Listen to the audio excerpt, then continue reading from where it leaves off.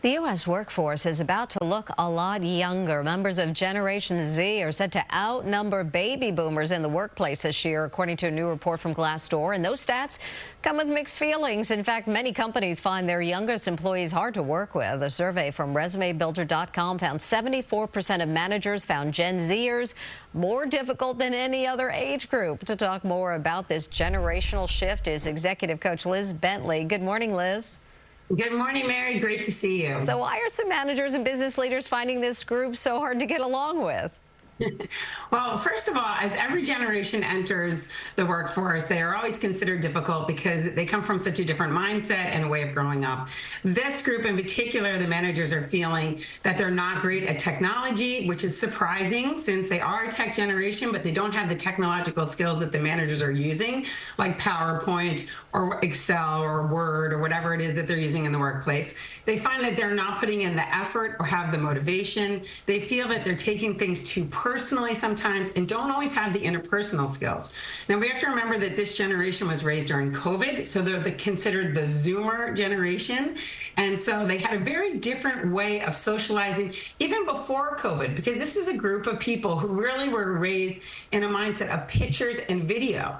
They got their news and their communication through Snapchat and TikTok. They watched their shows on YouTube and really had a very different socialization as they were being raised.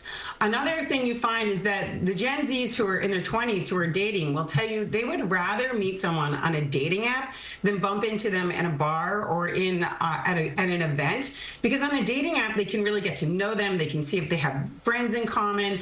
They can really see a lot more about them than if you just bump into them. They feel like they're a stranger and feel dangerous. So they're really coming with a very different mindset and approach. So, Liz, when Gen Z does take over, what do you think happens to these companies? Is there like a change in business practice policy? I mean, what are your thoughts about that?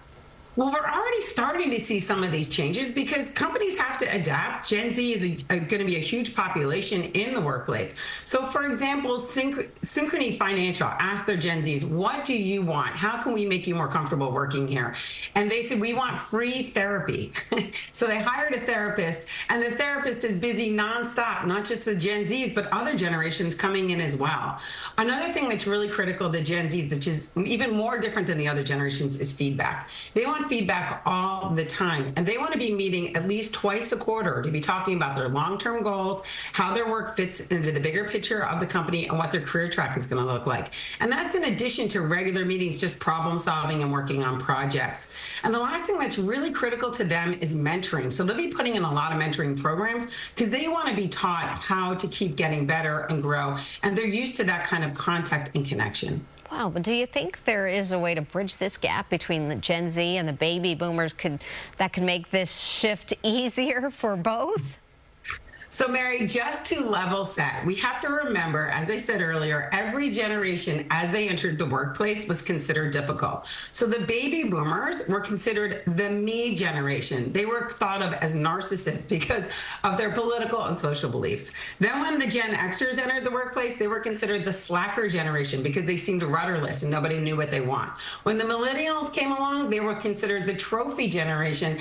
And now we have the Gen Zs, the Zoomers. So the first thing is just to level set. Remember, this is going to happen as every generation comes in. And for the boomers in particular, they have to recognize that they are the parents to the millennials. So boomers, if they had children, millennials are typically their children. So they really identify with them. But the Gen Zs, they're just, they're completely new and they seem very unrelatable. So a lot of it's just level setting and remembering that if we're not hearing each generation as they come in, they're going to lose their motivation. They're going to feel, not have an effort and not feel connected to the work. So it's just really important to remember all of this as we're going along. Executive Coach Liz Bentley, so good to talk to you this morning. Thank you. Thanks, Mary. Great seeing you.